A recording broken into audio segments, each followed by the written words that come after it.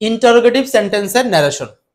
আমরা শুরুতেই দেখব ন্যারেশন করার ক্ষেত্রে ইন্টারোগেটিভ সেন্টেন্সে কি কি রুলস গুলো আছে, তারপর ধারাবাহিকভাবে আমরা প্রশ্ন সলভ করব এবং এরপর আমরা অন্যান্যগুলো দেখব। তো প্রথমেই ইন্টারোগেটিভ বাক্যের ন্যারেশন করার জন্য বেশ কিছু ফিচার্স আছে। আমরা জাস্ট এই ফিচার্সটা একটু এক নজরে একটু দেখে নেব যে কি কি বৈশিষ্ট্যগুলো আমাদের মাথার মধ্যে রাখতে হবে যদি ইন্টারোগেটিভ সেন্টেন্সের ন্যারেশন করতে চাই। সো আপনাদের কাজ হবে একবার একটু জাস্ট পড়ে নেওয়া। তো প্রথমেই 1 নম্বর পয়েন্টটা হচ্ছে লিঙ্কার হিসাবে ইফ, হুইদার অথবা ডাব্লিউএইচ ওয়ার্ড বসবে। তাহলে আমাদের ন্যারেশন করার জন্য 4টা স্টেপ ফলো করতে হয়। 4টা স্টেপের মধ্যে প্রথম কাজ হচ্ছে লিঙ্কার বসানো। মানে আমরা যদি বলি লিঙ্কার নিয়ে কাজ করা, পারসন নিয়ে কাজ করা, টেন্স নিয়ে কাজ করা, ওয়ার্ড নিয়ে কাজ করা, মানে এলপিটিডব্লিউ, এই 4টা স্টেপ ফলো করতে হয়। এলপিটিডব্লিউ, লিঙ্কার, পারসন, টেন্স, ওয়ার্ড। আচ্ছা, তো ইন্টারোগেটিভ সেন্টেন্সের জন্য লিঙ্কার নেব ইফ অথবা হুয়েদার অথবা ডাব্লিউএইচ ওয়ার্ড, যে কোনো একটা নিলেই হলো। ডাব্লিউএইচ ওয়ার্ড যদি থাকে হোয়াট, হোয়ার, হাউ সেগুলোই বসবে আর কি।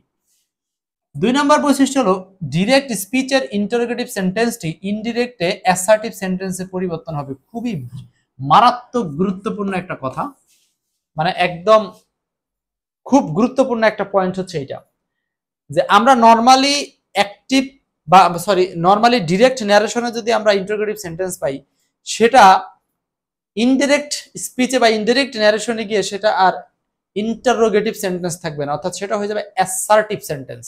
অ্যাসার্টিভ সেন্টেন্স মানে আমরা জানি অ্যাসার্টিভ সেন্টেন্সে আগে সাবজেক্ট বসে পরে ভার্ব বসে, আর ইন্টারোগেটিভে সাবজেক্টের আগে অক্সিলারি থাকে। কিন্তু ডিরেক্ট ন্যারেশনে গিয়ে, ইনডিরেক্ট ন্যারেশনে গিয়ে আর এই অবস্থা থাকবে না, আগে সাবজেক্ট পরে ভার্ব বসবে। 3 নাম্বার ফিচার্স হচ্ছে টেন্স, পারসন বিভিন্ন শব্দ পরিবর্তনের নিয়ম স্বাভাবিক থাকবে। এখন আমরা একটা উদাহরণ এখানে দেওয়া আছে, একটু দেখি। ধরেন will you buy here, will you buy here, এখানে আক্স ডেলা, ডেলা জিজ্ঞেস করলো তুমি কি চুল কিনবে। আচ্ছা, এখানে আক্স ডেলা ওইটা হচ্ছে আপনার হচ্ছে ডিরেক্ট ন্যারেশনের রিপোর্টিং ভার্ব অংশ, রিপোর্টিং ভার্ব অংশ, রিপোর্টিং ভার্ব। কি এমনি দিলেন? আচ্ছা, ওইটা হলো রিপোর্টিং ভার্ব, আর এইটা হলো রিপোর্টেড স্পিচ। তো রিপোর্টেড স্পিচ অংশটায় আমরা এখন ইফ যোগ করেছি, দেখেন ডেলা আস্কড ওইটা সামনে নিয়ে আসছি, আর শি উড টেন্স পরিবর্তন হয়ে উইল হয়ে গেছে উড, কিন্তু এটা অ্যাসার্টিভ ফরম্যাটে আছে। কিভাবে? এই যে ইফের পরে আগে সাবজেক্ট পরে চলে গেছে অক্সিলারি ভার্ব, কিন্তু এই জায়গাতে দেখেন সাবজেক্টের আগে আছে অক্সিলারি ভার্ব। তার মানে কি আমরা বুঝলাম যে ডিরেক্ট ন্যারেশনে ইন্টারোগেটিভ সেন্টেন্স থাকলেও সেটা ইনডিরেক্টে গিয়ে অ্যাসার্টিভ সেন্টেন্সে রূপান্তর হবে। ঠিক আছে, আর বাকি পরিবর্তন এই 4টার যে নিয়ম সেটা একই থাকবে। লিঙ্কার্স বসানো, পারসন পরিবর্তন, টেন্স পরিবর্তন, ওয়ার্ড পরিবর্তন প্রয়োজন থাকলে করতে হবে। নেক্সট, এখন আমরা এখান থেকে বেশ কিছু উদাহরণ দিয়ে জিনিসটাকে প্র্যাকটিস করে মাথার মধ্যে নেওয়ার চেষ্টা করব। 1 নম্বর বলছে হি সেইড টু মি, সে আমাকে বলল, can you give your pen, can you give your pen. So এটাকে ট্রান্সলেশন আমরা ইনডিরেক্ট ন্যারেশন করি, বলেন কি হবে? এটা প্রথমত আপনারা করেন, বলেন এটাকে কিভাবে করব আমরা। 1 নম্বর প্রশ্নটা, সাইমন নাহার আছেন আমাদের সাথে। এরপরে বলেন হি সেইড টু মি। তো এখানে আমরা দেখছি যে রিপোর্টিং ভার্ব অংশ ক্যান ইউ, ক্যান ইউ মানে ইউ এর আগে ক্যান আছে। ওকে, ইউ এর আগে ক্যান আছে। সো এই জায়গাটাতে আমরা এখন he said to me can you give your pen, he said to, এই সেইড টু কে আমরা ইন্টারোগেটিভের স্টাইলের কারণে আমরা এখানে চেঞ্জ করে যেটা বসাতে পারি সেটা হলো আস্কড। সেইড টুর জায়গায় আমরা চেঞ্জ করে বসাবো আস্কড। ঠিক আছে, আস্কড সব জায়গাতে আছে, এই পাশে সমস্যা নাই।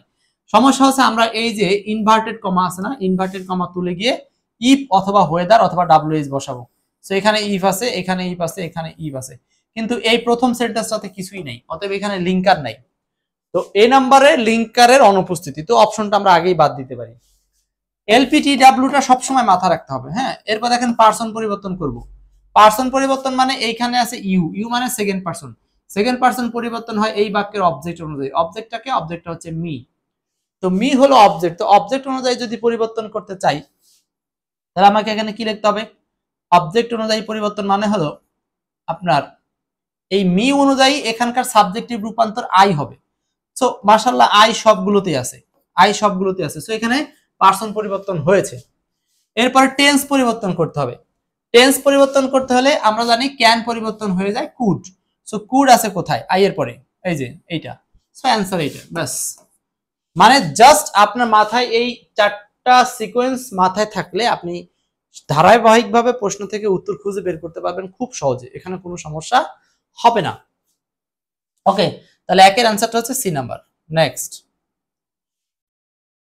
2 number, the indirect speech of he asked me are you happy in your new job.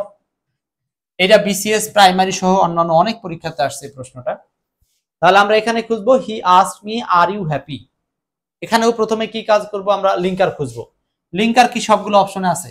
If if if আছে, সবগুলো লিঙ্কারের প্রশ্নে উত্তীর্ণ হয়েছে।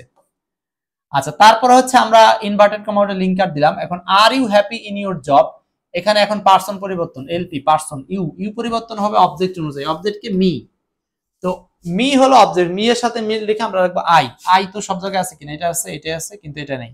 এটা ইফ এর পরে সরাসরি হ্যাভ আসছে, এটা ভুল। সো অপশন সি বাদ দিলাম।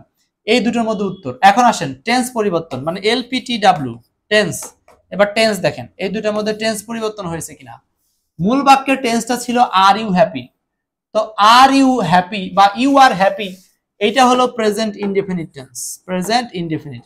তো পাস্ট ইনডেফিনিট হবে হচ্ছে ওয়াজ, পাস্ট ইনডেফিনিট হবে ওয়াজ। তার মানে এখানে অ্যান্সারটা হবে হলো she asked me if I was happy, if I was happy, if I was happy. Okay, so এখানে অ্যান্সারটা হচ্ছে 2 এর বি নাম্বার, 2 এর B number. Next 3 number, turn into indirect narration. I asked, আমি প্রশ্ন করেছিলাম whose picture is it, whose picture is it, কার ছবি এটা? নার্গিস বলছিলেন বি নাম্বার, রাইট। এটাকে ইনডাইরেক্ট করেন, আই আস্কড হুজ পিকচার, এই সেন্টেন্সটাতে সরাসরি ডাব্লিউএইচ ওয়ার্ড হিসেবে হুজ আছে। এখন কি করব বলেন, কি অ্যান্সার হতে পারে?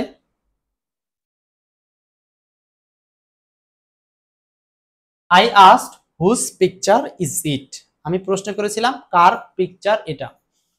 তো খাদিজা বলছেন হচ্ছে B number, right, B number সঠিক। তার মানে আমরা বলছি যে ডিরেক্ট ন্যারেশনের ডাব্লিউএইচ ওয়ার্ড হিসেবে যেটা থাকবে আমাদের ইনডিরেক্টের সেইটাই থেকে যাবে। তার মানে হুজ হুজ আছে, এই দুটোর মধ্যে অ্যান্সার হবে। এখন এরপরে দেখতে হবে যে টেন্স পরিবর্তন, পার্সন পরিবর্তন, অন্যান্যগুলো ঠিক আছে কিনা। এখানে টেন্স ছিল ইজ, আমাকে ব্যবহার করতে হবে কি ইজ না ওয়াজ? ওয়াজ, কারণ past indefinite. Present indefinite tense ছিল, হয়ে যাবে পাস্ট ইনডিফিনিট, হয়ে যাবে পাস্ট ইনডিফিনিট। ওকে, তো অ্যান্সার হচ্ছে বি নাম্বার। একদম সহজ, ন্যারেশন মোটেই কঠিন না, যেহেতু এগুলো অপশনাল কোশ্চেন, অপশন কিন্তু দিয়েই রাখবে আপনাকে, সো অপশন শুধু দেখে দেখে উত্তর করতে হবে, এই তো, কঠিন কিছু না। 4 number, indirect speech of he said to me, সে আমাকে বলল how did you do it, he said to me how did you do it, সে আমাকে বলল তুমি কিভাবে এটা করেছিলে। ওকে ফাইন, তাহলে এখন আমরা এখানে দেখেন হাউ আছে, তাহলে আমরা লিঙ্কার হিসাবে হাউ খুঁজবো সবগুলোতেই। হাউ কয়টাতে আছে? এইখানে, এখানে, এখানে একটাতেই শুধু হাউ আছে। আপনি চোখ বুঝে এটা অ্যান্সার করে দেন। দেখেন এখানে আমরা কিন্তু অনেক অনেক কিছু খুঁজলাম না, জাস্ট আমরা এলপিটিডব্লিউ সূত্র অ্যাপ্লাই করে শুধু লিঙ্কার দিয়েই সার্চ করে আমরা উত্তরটা পেয়ে গেছি, এটাই অ্যান্সার। আপনার আর অন্য কিছু দেখা লাগলো না, দেখছেন? তার মানে স্টেপ ফলো করলে আপনার জন্য অনেক কিছু সহজ হয়ে যাবে। আপনি টেন্স পরিবর্তন খুঁজলেন না, পার্সন পরিবর্তন খুঁজলেন না, ওয়ার্ড পরিবর্তন খুঁজলেন না, শুধুমাত্র লিঙ্কারের নিয়মটা জানার কারণে আপনি এক পলকে উত্তরটা খুঁজে পেলেন, সেটা হচ্ছে হাউ দ্বারা, এটাই অ্যান্সার। আর বাদ বাকি আপনি মিলাই দেখেন, মিলে যাবে। কিভাবে? এটা ডিড ইউ ডু, এটা হলো পাস্ট ইনডিফিনিট, পাস্ট ইনডিফিনিট হয়েছে পাস্ট পারফেক্ট, ঠিক আছে? আর পার্সন পরিবর্তন হয়েছে এই মি অনুযায়ী আই, সব ঠিক আছে, কোনো সমস্যা নেই। Next 5, choose the indirect.